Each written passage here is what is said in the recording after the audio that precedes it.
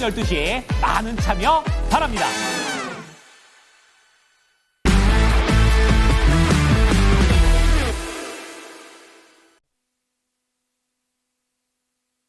네, 풀의 시선 함께 하시죠. 선투자의 송범선 실장과 함께 하겠습니다. 어서 오십시오. 안녕하세요.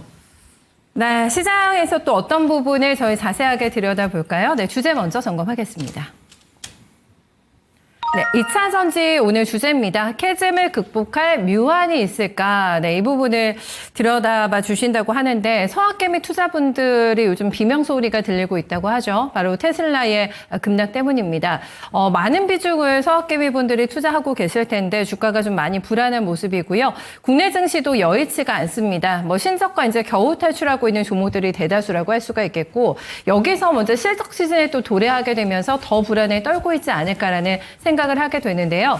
결국에는 숫자로 그리고 이제 캐즘을 극복하게 되면서 정말 경쟁력을 입증해야지만 제대로 된 상승이 나올 수 있다라는 분석이 나오고 있는데 그 타이밍이 언제가 될지요. 네, 그 부분 주목하고 있습니다. 일단은 주제 자체는 묘안이라는 단어를 쓰셨어요. 네, 실장님께서 2차 전지 업계 지금 캐즘 상황을 그럼 먼저 점검해 주세요. 지금 상황은 어떻습니까? 캐즘이 아직 진행되고 있습니다. 일단은 우리가 이제 공장을 이렇게 돌리다가 보면은 수주를 받으면은 이렇게 공장이 가동이 돼야 되죠. 근데 공장이 이제 모든 1라인, 2라인, 3라인, 4라인 있으면은 다 돌아가지를 않습니다. 만약에 4라인까지 있다고 했을 때 한 라인은 쉬고 3개만 돌아가는 이렇게 그런 생산 설비가 갖춰지고 이런 게 있는데요. 이런 공장 가동률이 굉장히 중요합니다. 그래서 지금 표를 좀 보시면은 2023년까지는 이제 LG 에너지 솔루션의 공장 가동률이 73.6%였어요. 그러니까 만약에 라인이 4개가 있으면은 1개는 쉬고 3개는 돌아간다는 거죠. 자, 그런데 2025년에는 57.8%로 감소했습니다. 그러니까 4개 중에서 2개는 쉰다 이렇게 볼 수 있겠습니다. 그리고 삼성 SDI 같은 경우도 공장 가동률이 2023년에 84%에서 2025년에는 58%로 감소를 했습니다. 그래서 지금 좀 많이 줄었다 이렇게 조금 볼 수 있겠고 그만큼 쉬고 있는 라인이 많고 수주가 이제 예전만큼 빠르게 돌지 않는다 이렇게 좀 볼 수 있겠죠. 자, 그리고 두 번째로 좀 보시면은 이 3사 배터리 3사의 영업이익률을 좀 보시면은 일단은 LG 에너지 솔루션하고 SK온 같은 경우는 수주를 꾸준히 받고 있음에도 불구하고 사실은 지난 몇 년간 영업이익 적자를 기록을 했어요. 그래서 수주는 계속 되지만 또 비용 나가는 게 또 많다 보니까 마케팅 비용이라든가 여러 가지가 좀 돌다 보니까 적자를 기록했는데 제 SK온 같은 경우는 SK이노베이션 쪽으로 보면 되겠죠. 자, 관계사니까. 그리고 삼성 SDI 같은 경우는 이제 2023년에는 흑자를 기록했거든요. 영업이익이. 근데 이제 2024년 영업이익이 적자로 전환을 했습니다. 그래서 1년간의 그런 수치가 좀 약간 적자로 전환해서 확실히 이제 캐즘이 현재로서는 수치상을 봤을 때는 공장 가동률, 수주가 들어오는 거라던가 아니면은 공장이 쉬고 있는 것들 이런 것들 전체적으로 봤을 때는 여전히 좀 진행되고 있다 이렇게 좀 판단이 되고 있습니다. 네. 관세 유예가 됐지만은 저희가 아직까지 2차 전지도 관세에 대한 불확실성을 안고 있는 대표적인 섹터잖아요. 그리고 캐즘은 대표적인 문제라고 할 수가 있겠는데 이중구를 겪고 있는 구간에서 업체들도 돌파구를 마련하고 있는 것 같더라고요. 덩치를 줄인다거나 이런 식으로 캐즘을 극복하기 위한 나름의 좀 방안들이 나오고 있는 것 같던데요. 네. 그렇죠. 일단은 쓸모없는 것들은 좀 줄이는 게 낫습니다. 왜냐하면 아까 전에도 보시다시피 LG 에너지 솔루션하고 SK온 이런 데는 수주는 꾸준한데 자꾸 이렇게 나가는 돈이 많다 보니까 돈이 들어오고 나가는 게 많다 보니까 결국은 적자가 되는 거거든요. 자, 그래서 본업과 무관한 이런 상장사들, 비상장 계열사들을 좀 정리를 해야 된다라는 측면을 말씀드리고요.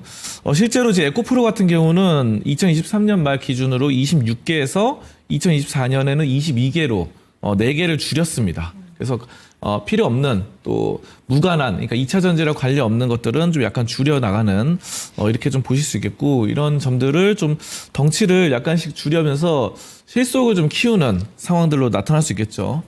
자, 이런 2차 전지 업계들의 실속 따지기 이런 것들이 계속되고 있고 해외 법인 늘리는 것도 좀 계속되고 있는 시점이죠. 그래서 엔캠 같은 경우는 2023년 캐나다 프랑스 법인 이런 것들 신설해가지고 잘 되고 있고, 이제 캐나다 법인 같은 경우는 미국 관세 이슈로 미국 공장 설립으로 방향을 좀 전환해 나가는 상황이죠. 자, 그래서 프랑스 법인도 이제 해가지고 미국에서 관세가 이제 된다고 한다면은 유럽 쪽으로 좀 볼 수 있잖아요. 그러면 유럽 쪽은 또 관세가 지금 없는 상황이기 때문에 이런 식으로 유럽향을 보실 수 있겠고, 코스모 신소재 같은 경우도 2023년 싱가포르 법인을 설립을 했죠. 이런 점들. 그래서 중국, 일본 이런 것들 포함해서 해외 법인을 3개를 보유한다 이렇게 볼 수 있겠고, 지금 코스모 신소재 보면은 5년 연속 영업이익 당기순이익 흑자를 기록 중입니다. 자, 이렇게 보시면 되고, 결국은 이제 유럽향으로 좀 많이 뻗어 나가는 게 좀 중요한 것 같아요. 그래서 유럽 쪽이 이제 전기차 판매량이 회복세거든요. 그래서 전년 동기 대비 19% 늘었고, 이렇게 보이기 때문에 사실 이제 미국 시장 이제 관세 이런 문제 때문에 많이 좀 떨어지기도 했는데, 미국 시장보다 유럽 시장이 2배 이상 큽니다. 놀랍게도. 그래서 유럽 전체를 따져보면은 미국 그 수요량보다 2배 이상 크기 때문에 이런 점에 따라서 우리가 이제 미국 관세가 부담스럽다 한다면은 유럽 쪽으로 좀 뚫어본다 이렇게 보면은 이런 캐즘이라던가 이런 점들을 좀 대체를 할 수 있겠고, 탄소 배출법 이런 것들이 올해부터 시행돼서 이제 되잖아요. 그런 점들 벌금 무서워서라도 네. 전기차를 이렇게 할 수밖에 없는, 상용화할 수밖에 없는 유럽의 실정이기 때문에 이런 점들이 좀 긍정적이고, 또 그 밖에도 이제 ESS 쪽으로 새로운 활로를 좀 마련해 나가는 이런 점들이 캐시카우로 마련해 나가는 점들이 많기 때문에 저는 지금 이런 캐즘들은 극복할 수 있다라고 좀 판단하고 있습니다. 업황이 안 좋은 상황에서 할 수 있는 뭐 최선의 강구책이 아닐까 싶어요. 네, 실속을 높이자라는 게 이제 캐치프라이즈라고 하는데, 해외 법인은 주로 유럽 쪽에서 확장을 하고 있는 것 같아요. 워낙 네. 시장이 크기 때문에. 네. 네, 해외 법인 확장하는데도 돈이 좀 들어가지 않을까 싶어서 좀 걱정이 되고, 저번에도 전기차 많이 봐주시잖아요. 보면은 제일 판매량이 견고한 게 유럽도 유럽이지만 중국이어가지고 네. 중국하고 연결선을 조금 가져가는 쪽도 유리할까라는 생각이 좀 들거든요. 어떻습니까? 그 코스모 신소재 같은 경우도 네. 이제 중국 쪽으로 지금 해외 법인이 있는 상황이고, 사실 뭐 중국 쪽에도 많이 활로를 마련하고 있죠. 근데 이제 중국 쪽은 이제 LFP 배터리가 워낙에 또 꽉 잡고 있어가지고, 맞아요. 네, 네. 그래서 지금 우리나라도 이제 뭐 LG 쪽도 그렇고 LFP를 좀 하고 있는데, 중국이 워낙에 좀 선점을 해놓은 상황이라서 네. 중국 쪽은 거의 LFP 쪽으로 하고 있어서 약간은 좀 그런 점에서 좀 진입이 잘 안 되지 않을까 지금 그런 상황이고요. 어쨌든 MCN 배터리 우리나라 좀 강점이 있다 보니까 이런 것들을 좀 수요로 하는 나라들로 뭐 유럽이라던가 아니면은 뭐 인도라던가, 최근에 인도로도 많이 나가더라고요. 인도 맞아요. 네, 그래서 네네. 현대차 법인이 지금 인도 법인이 굉장히 또 수익이 잘 나고 있고, 또 최근에 뭐 코리아 FT라던가 네네. 이런 쪽도 뭐 인도 쪽으로 해서 굉장히 6% 이상 매출이 올리고 있거든요. 전체 매출에서. 그래서 이런 쪽으로 인도 쪽으로 해서 자동차 그리고 또 전기차 이런 것들을 좀 판매하고 나간다면은 좀 좋을 것이다 이렇게 좀 판단하고 있습니다. 네, 버텨야죠. 어쨌든 캐즘 구간에 버티고 이제 그리고 업황이 좋아졌을 때는 워낙에 또 기술력 있는 국내 업체들 많잖아요. 이제 거기에서 이제 꽃을 피우게 될 텐데, 문제는 그 시기가 언제 올까를 기다리고 있는 입장에서 크게 메리트를 가져가지 못하고 있는 섹터가 되지 않을까 싶은데, 섹터를 다 이렇게 묶음으로 보면은 그렇고, 저희가 이제 종목마다 이제 떼어서 본다고 한다면은 실적이 다 나빴던 거는 또 아니잖아요. 네, 작년에도 좋았던 적도 있었어요. 그렇죠. 네. 장비 쪽에서 분리막 PNT 같은 경우가 가장 좋았고요. 네. PNT 같은 경우는 2024년 뭐 매출 영업이 독보적으로 좋았습니다. 그래서 캐즘이다 캐즘이 해도 역시 실력이 있는 업체는 또 찾는 게 많다, 수요가 많다 이렇게 볼 수 있고, 매출이 이제 91%나 증가했어요, 1년에. 그리고 영업이익도 124% 증가하고 당기순이익도 뭐 1,458억으로 굉장히 좀 높은 폭을 좀 나타냅니다. 그래서 장비 수주 이런 것들 원가 절감 이런 점들이 잘 됐고요. 구미 쪽에 이제 LFP 배터리 공장 투자 이런 것들이 있고, 토탈솔루션 공급, 그리고 이 분리막 이런 것도 잘하고요. PNT가 이제 장비 쪽으로 원가 절감과 수주 증가 이런 쪽으로 계속해서 잘 되고 있습니다. 근데 그리고 또 CIS 역시 잘 됐죠. 그래서 매출도 65% 늘고 영업이익도 47% 늘고요. 뭐 대부분 이런 식으로 나오고 있고요. 지금 한솔케미칼 보시면은 한솔케미칼 역시 매출이 좀 올라가고 또 영업이익도 4%가량 올라가는 이런 상황이고요. 대한유화 역시 어느 정도 12%가량 매출이 좀 상승하는 이런 상황들이 나타났거든요. 그래서 대한유화 역시 이제 분리막에서 사용되는 고밀도 이 폴리에틸렌 생산하면서 좋아져서 이제 앞서서 말씀드렸던 그 종목들, 뭐 대한유화라던가 PNT, CIS 이렇게 한솔케미칼 이렇게 보신다고 한다면은 이 종목들이 2024년에 좋아졌다 이렇게 좀 볼 수 있겠습니다.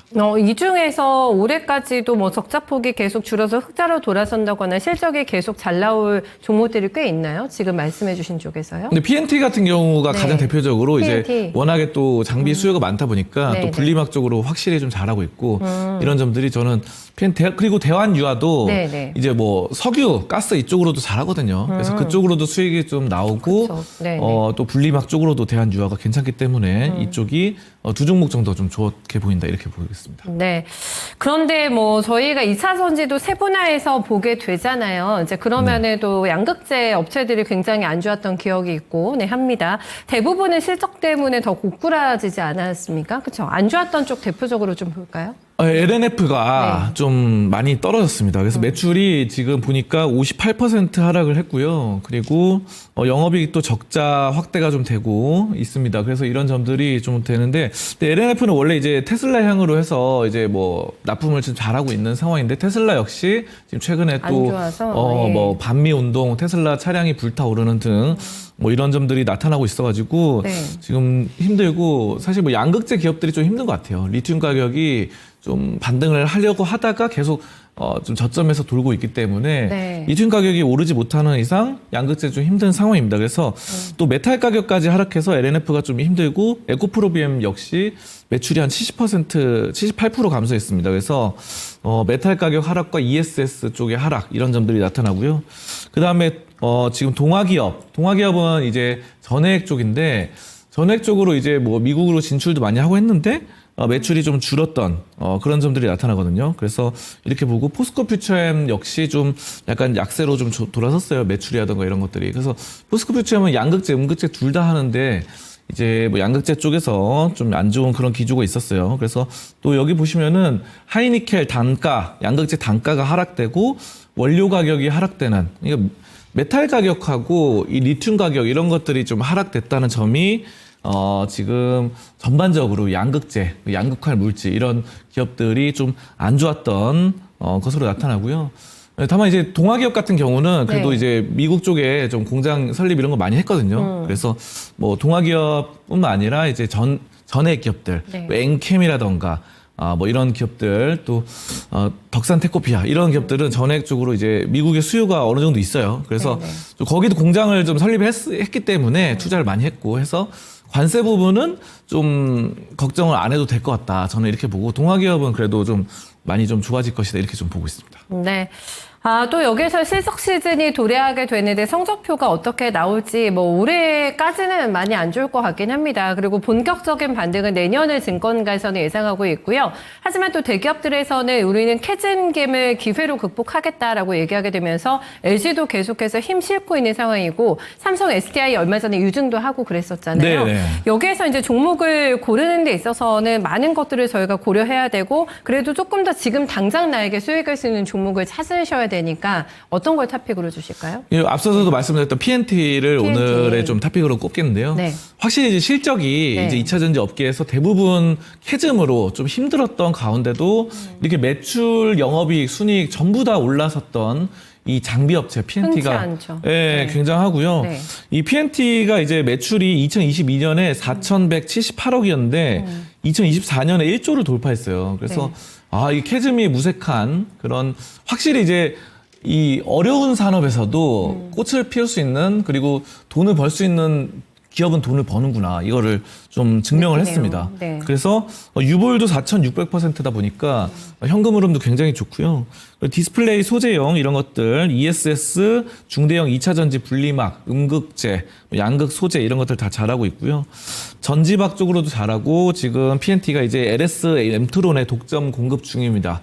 전지박 쪽으로. 그래서 여러 가지 이제 수요처, 공급처가 좀 마련돼 있다 보니까 PNT가 오늘 근데 주가를 좀 보면은 굉장히 많이 지금 하락해 있어요, 지금. 그래서 지금 이렇게 실적이 2024년, 뭐 2025년 좋아지고 있음에도 불구하고 너무 싸다. 너무 싸다는 거고 이런 것들은 결국은 주가는 결국 실적에 비례해서 수렴될 수밖에 없습니다.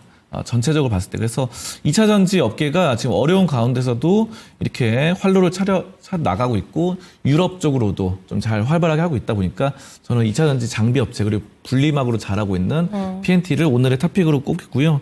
목표가는 45,000원 보고 손절가는 35,000원으로 해서 좀 접근하면 좋을 것 같습니다. 네, 2차 전지 내 흔치 않은 어닝주 저희 잘 지켜보겠습니다. 고맙습니다. 감사합니다. 네, 지금까지 프로의 시선 함께했습니다.